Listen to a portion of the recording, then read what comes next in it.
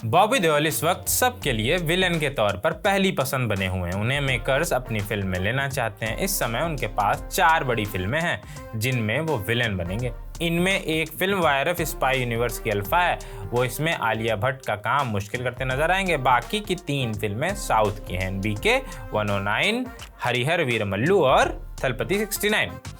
इन सभी में वो विलेन के रोल में ही हैं। एक चौथी फिल्म भी थी जो कि अभी हाल फिलहाल में रिलीज हो चुकी है, कंगुआ, आप सभी जानते ही हैं। आखिर बॉबी देओल में ऐसा क्या है कि उन्हें साउथ के मेकर्स अपनी फिल्म में बतौर विलन लेना चाहते हैं? बात करते हैं उन कारणों पर जिन्होंने बॉबी को साउथ मेकर्स के बीच एक हॉटकेक बना दिएगा।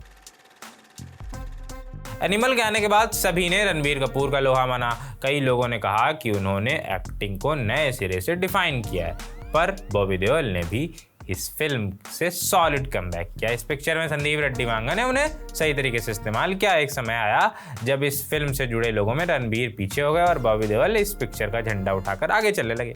क्योंकि एनिमल ने साउथ में भी ठीक ठाक पॉपुलैरिटी पाई संदीप रेड्डी वांगा की वजह से, इस वजह से साउथ में बॉबी को भी एक अलग पहचान मिली। इसलिए भी साउथ के मेकर्स बॉबी को लेकर अपनी पिक्चर हिट कराने की फिराक में है।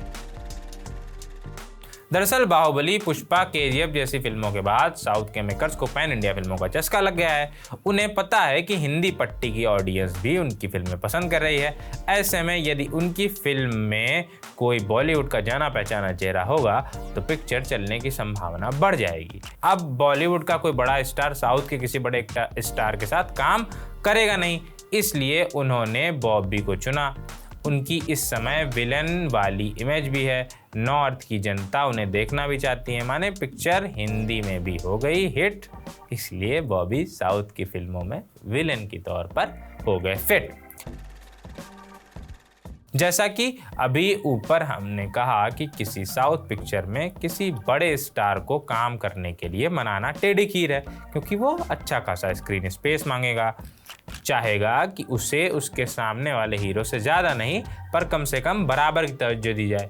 इसलिए बॉबी सही चॉइस है। वो कम पैसों में भी आ जाते हैं। उदाहरण के लिए थलपति 69 में ही उनकी फीस ले लीजिए। 1000 करोड़ के बजट में बन रही इस पिक्चर में उन्हें सिर्फ 5 करोड़ के आसपास की फीस मिल रही है, ऐसा बताया जा रहा है।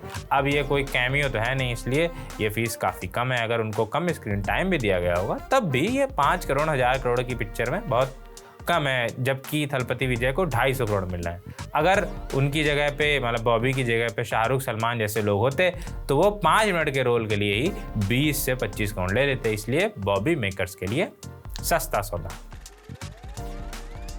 हाल फिलहाल में विलन की जो छवि फिल्मों में बनाई गई है उसमें बॉबी देओल सटीक बैठते हैं। खूंखार चेहरा, बड़ी हुई दाढ़ी और तगड़ा फिजिक, ये सब बॉबी के पास भरपूर मात्रा में, इसलिए उनके पास साउथ की बड़ी फिल्में तो हैं ही। इसके अलावा बॉलीवुड की बड़ी फिल्म अल्फा में भी वो आलिया भट्ट को बतौर विलन टक्कर देते नजर आएंगे। इन सब के अलावा सबसे छोटा रीजन है बॉबी देओल का 90s वाला स्टारडम। भले ही उन्होंने एनिमल से कमबैक किया हो, लेकिन इस कमबैक का सबसे बड़ा कारण ये भी है कि उनके साथ जुड़ा नॉस्टैल्जिया।